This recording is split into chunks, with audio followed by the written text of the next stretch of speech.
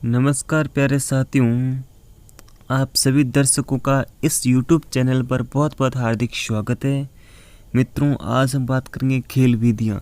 जी हाँ साथियों, play way method कौन कौन सी है, इनके जनक कौन हैं, किस प्रकार से इन विधियों को लागू किया जाता है, कौन कौन सी इनकी मुख्य बातें हैं, हम हर प्रकार की जानकारी, सूचना, नॉलेज, एक समझ डेवलप करेंगे। संपूर्ण अधिगम हम खेल विधि के आधार पर कैसे करवा सकते हैं, इस बारे में भी हम बात करेंगे।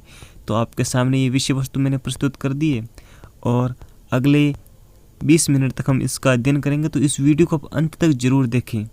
अगर आप इस वीडियो को अंत तक देखते हैं तो आपके हर प्रकार के डाउट क्लियर हो जाएंगे खेल विधियों से संबंधित, जो हमारे पाठ्यक्रम में अपना महत्वपूर्ण भूमिका अदा करती है। तो चलो हम शुरुआत करते हैं खेल विधियाँ। तो साथियों, खेल विधि से अधिगम का पहला जो विचार आया था वह हेनरी कोल्डवेल कुक को आया था। किन को आया था? Henry Caldwell Cook. खेल विधि से अधिगम यानी खेल खेल में सीखना, इसका पहला विचार किन को आया था? हेनरी कोल्डवेल कुक को। ये कहाँ के थे? इंग्लैंड के थे। क्या थे? एक शिक्षक थे और गणित विषय के शिक्षक थे। ठीक है, तो आपको पूछ लिया जाए कि अधिगम खेल खेल से करवाने का पहला विचार किन में आया था? तो हेनरी कोल्डवेल कुक को आया था। इंग्लैंड के गणित के शिक्षक थे ये। ठीक है, इनका मानना है कि खेल एकमात्र ऐसा कार्य है जिसे बालक पूरे मन से करता है। बिल्कुल सही बात है, खेल एकमात्र ऐसा कार्य है जिसे बालक पूरे मनोयोग से करता है। आपने देखा होगा जब बच्चे खेलते हैं तो हम चाहे उन्हें कितनी ही आवाज़ दो, वो हमारी नहीं सुनते हैं, क्योंकि उनका जो पूरा ध्यान होता है वो उस खेल की तरफ होता है, अपने साथियों के साथ खेलने में ही होता है। तो खेल एकमात्र ऐसा कार्य है जिसे बालक पूरे मन या फिर मनोयोग से करता है। इसीलिए इन्होंने सोचा कि अगर इस खेल में ही हम शिक्षा को लागू कर दें, बच्चों के अधिगम को इसी में लागू कर दें, तो एक बेहतरीन कार्य हो सकता है।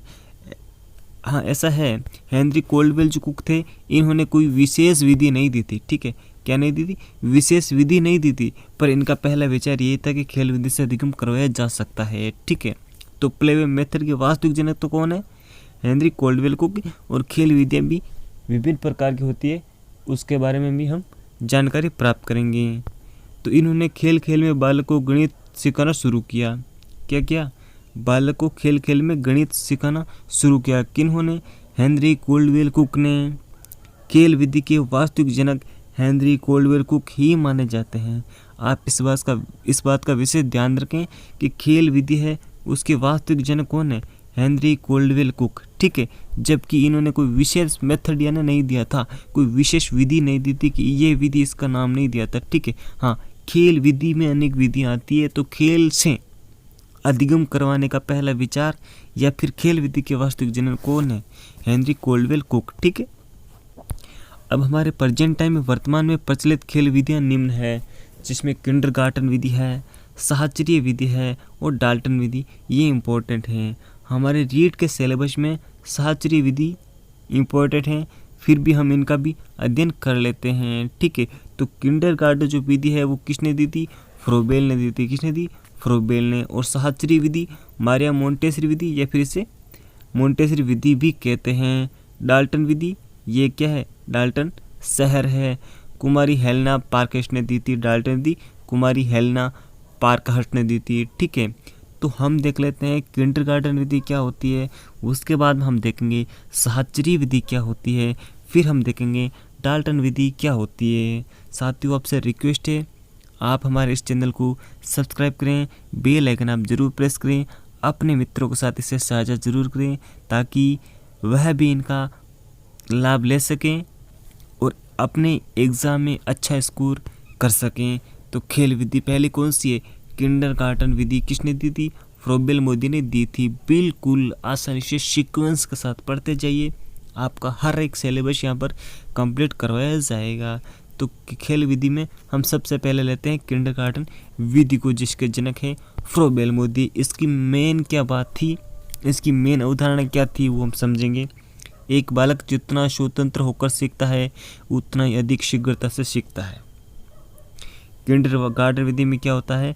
एक बालक जितना स्वतंत्र होकर सीखता है, बालक को जितना हम खुला छोड़ते हैं उतना ही अधिक सीखता है।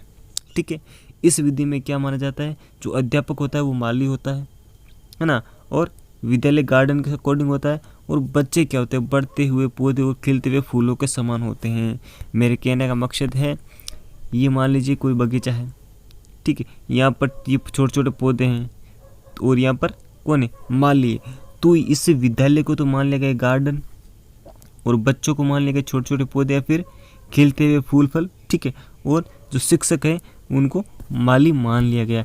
जिस प्रकार से एक माली अपने उद्यान में छोटे छोटे पौधों की परवरिश करता है और उन्हें विकसित करता है, उसी प्रकार से एक शिक्षक भी विद्यालय में माली के समान कार्य करते हुए बढ़ते हुए पौधे और खिलते हुए फूलों के चहुमुखी विकास की ओर विशेष ध्यान दे, ठीक है।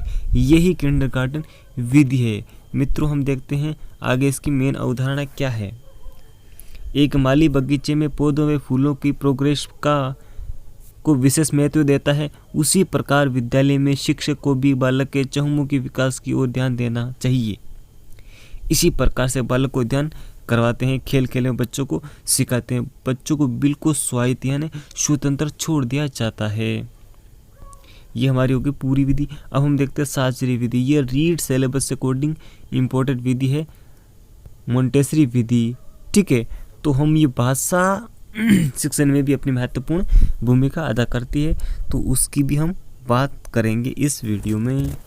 चलो, अगला पॉइंट यह है, सबसे पहले इस विधि का प्रयोग इटली की शिक्षिका मारिया मोंटेसरी ने किया, इसलिए इसे मोंटेसरी विधि भी कहते हैं।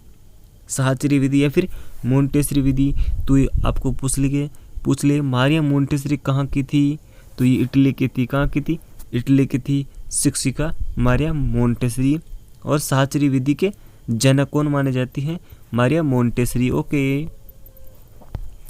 इस विधि में विभिन्न प्रकार की वस्तुएं एवं खिलौनों का उपयोग करते हुए बालकों को खेल खेल में सिखाया जाता है। विभिन्न प्रकार की वस्तुएं, ठीक है। हम बच्चों को कोई नाम सिखाना है तो उस नाम की जो वस्तु है उसको ले आइए, ठीक है। जैसे कि ये क्या है, ये एक पुस्तक है। क्या है, पुस्तक है। और हमें सिखाना है कि बच्चे को पुस्तक का नाम लिखना, ठीक है। तो ये बच्चे के सामने हमने पुस्तक रख दी और इससे नाम लिख दिया पुस्तक या फिर किताब, ठीक है।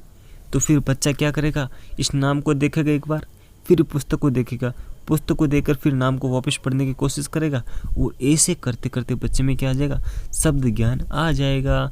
तो इससे क्या होता है, विभिन्न प्रकार की जो वस्तु होती है, बच्चे जिनमें इंटरेस्ट लेते हैं, इस प्रकार के खिलौने, उनसे बच्चों को बहुत कुछ अधिगम करवाया जा सकता है, ये इस विधि का कहना है, ठीक है। भाषा शिक्षण के दृष्टिकोण से इस विधि का उपयोग करते समय कक्ष में कुछ वस्तुएं रख दी जाती है।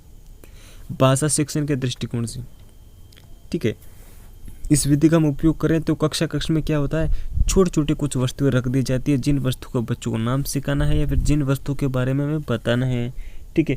हो सकता है वो वस्तु खेल से संबंधित हो सकता है वो घर के कामकाज से संबंधित वस्तुएं हो सकता है वो कोई पुस्तकालय से संबंधित सारी वस्तुएं हो सकता है विद्यालय में काम में आने वाले छोटे मोटे औजार हो सकते हैं, या फिर कोई शिक्षण सामग्रियाँ हो सकती है छोटी मोटी, उनके नाम बच्चों को बताने हो, तो वह वस्तुएं रख दी जाती है।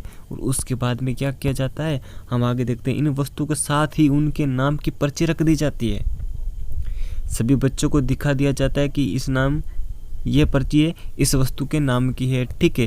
फिर क्या होता है, उसके बाद वस्तुओं से पर्ची हटा दी जाती है तथा एक एक बालक को सही नाम वाली पर्ची सही वस्तु के सामने रखवाने का अभ्यास किया जाता है कि मोनू बताओ यह पर्ची कौन से वस्तु की है, बताओ यह पर्ची कौन सी वस्तु की है।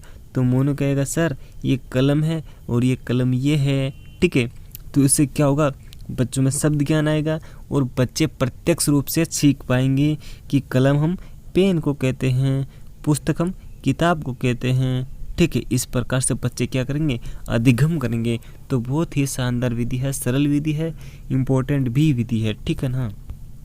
चलो, इस विधि से बालकों में संज्ञा शब्दों का ज्ञान होता है। संज्ञा शब्दों का ज्ञान होता है, कोई भी वस्तु होती है, कोई भी है ना, जो भी चीज़ है उसका हम बच्चों को नाम बताएंगे, तो इससे क्या होगा, बच्चों में संज्ञा शब्दों का ज्ञान होगा, ठीक है। बहुत ही इम्पोर्टेंट विधि है, जरा ध्यान से पढ़ना और जहाँ भी आपकी पोस्टिंग हो आप इस विधि का उपयोग ज़रूर करेंगे, मुझे मेरा पूरा विश्वास है। आभार। ठीक है, अब देखते हैं तीसरी खेल विधि है डाल्टन विधि, कुमारी हेलेना पारकास्ट। कौन सी विधि है? डाल्टन विधि है। इसके जनक कौन है? कुमारी हेलेना पारकास्ट। ये एक ऐसी शिक्षिका है जिन्होंने कहा कि मेरी जब मर्जी हो मैं आऊँ, मेरी जब मर्जी हो मैं चले जाऊँ पढ़ाने को, बच्चों की जब मर्जी हो बच्चे आए और पढ़ कर चले जाए। ठीक है, और स्कूल की कोई बाउंड्री नहीं होनी चाहिए, जहाँ चाहिए वहाँ गेट हो जाए। ठीक है, बच्चे जिधर से आए उधर से ना निकले और किधर से निकल जाए, बच्चों की जैसी मर्जी वैसे करते रहें। इस प्रकार की इन्होंने विधि दी है, डाल्टन विधि। तो डाल्टन अब इसमें क्या होता है, तो मेन पॉइंट मैंने यहाँ पर लिख रखे हैं। अनिश्चित समय, कोई भी समय निश्चित नहीं है। ठीक है, बच्चों की जब मर्जी सुबह 9 बजे आए, 11 बजे आए, 12 बजे आए, 2 बजे आए, 4 बजे चले जाए, कोई पता नहीं, समय अनिश्चित है। कौन सी विधि में? डाल्टन विधि में, कुमारी हेलेना पारकास्ट। ठीक है, चलो अब क्या होता है, बालक को पूर्ण रूप से स्वतंत्र रखा जाता है। बच्चों पर किसी भी प्रकार का कोई नियंत्रण नहीं रहता है, समय से संबंधित भी नहीं रहता है, आपको ये काम करना ये भी नहीं रहता है, सब कुछ अनिश्चित। बच्चों के लिए कोई समय निश्चित नहीं है, तो बच्चों को पूर्ण रूप से स्वतंत्र छोड़ा जाता है डाल्टन विधि में। यह विधि अमेरिका के डाल्टन शहर में पहली बार उपयोग में लाई गई, इसलिए इसे डाल्टन विधि कहते हैं। तो आपको पूछ ले डाल्टन विधि के जनक कौन है, तो पारकास्ट हैं। आपको ये नहीं कहना डाल्टन है, डाल्टन एक शहर है, कहाँ का है? अमेरिका का है। ठीक है, यह एक प्रकार की नवीन विद्यालय प्रणाली है, यह एक प्रकार की नवीन विद्यालय प्रणाली है। ठीक, कैसी प्रणाली? नवीन विद्यालय प्रणाली। यह विद्यालय बिना किसी समय सारणी एवं अतिरिक्त नियंत्रण के स्वतंत्र रूप से चलने वाले विद्यालय होते हैं। कोई समय सारणी नहीं होती है, जब चाहे बच्चों का मन हो बच्चे पढ़कर चले जाएं, जितना समय बच्चे पढ़ना चाहिए उतना समय पढ़ ले। ठीक है, वो स्वतंत्र रूप से चलने वाले विद्यालय होते हैं। ठीक है, इस बात का आप इसे ध्यान रखेंगे। अब हम देख लेते हैं साथियों, कोई भी काम होता है, कोई भी चीज़ होती है, उसके कुछ गुण दोष होते हैं। तो खेल विधियों के गुण और दोष हम एक ही बार में देख लेते हैं। अलग अलग विधि के अलग अलग कोई गुण दोष नहीं देखेंगे, सारी जो खेल विधियाँ हैं तीनों उनका हम गुण दोष देख लेते हैं। और एक बार से फिर से छोटा सा रिवीजन मैं आपके लिए कर देता हूँ। छोटा रिवीजन ये हो जाएगा कि खेल विधि कितने प्रकार की विधि, ये 3 प्रकार की। किंडरगार्टन विधि फ्रोबेल की, साचर्य फिर मारिया मोंटेसरी ने दी थी, डाल्टन विधि कुमारी हेलेना पारकास्ट ने दी थी। ठीक है, और किंडरगार्टन में क्या हुआ था, अब देख लो यहाँ पर अध्यापक माली है, विद्यालय गार्डन है, बच्चे क्या है, छोटे छोटे पौधे और खिलते हुए फूलों के समान है। उनकी परिवेश कौन करेगा? अध्यापक करेगा, माली के समान होकर विद्यालय में गार्डन के रूप में। ठीक है, बहुत अच्छी विधि है साचर्य विधि। मोंटेसरी ने कहा था कि बच्चों को संज्ञा शब्दों का ज्ञान इससे होता है, शब्दकोश भी इससे ज़्यादा विकसित होता है। ठीक है, और अब आती है हमारी बारी खेल विधि। ये डाल्टन विधि है, ये अमेरिका के शहर में विकसित हुई थी, जहाँ पर समय निश्चित है, बच्चों की मर्जी का अकॉर्डिंग बच्चे पढ़ेंगे, आएंगे, जाएंगे, खेलेंगे, कूदेंगे और मजा करेंगे। ठीक है, अब हम देख लेते हैं इनके गुण कौन से हैं और दोष कौन कौन से हैं। तो साथियों आपसे रिक्वेस्ट है, आप चैनल को सब्सक्राइब करें और इसे शेयर जरूर करें मित्रों, अपने भाई और बहनों के साथ इसे शेयर जरूर करें। अगला बात आता है इसका गुण कौन कौन से हैं।